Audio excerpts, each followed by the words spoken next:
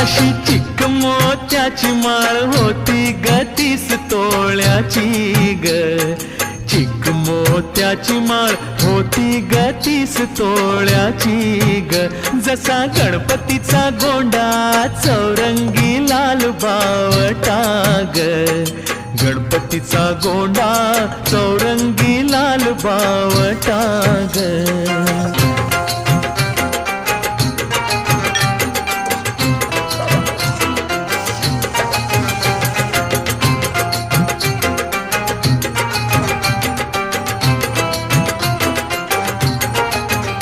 या चिकमाळेला रेशमी मौचार दोराग.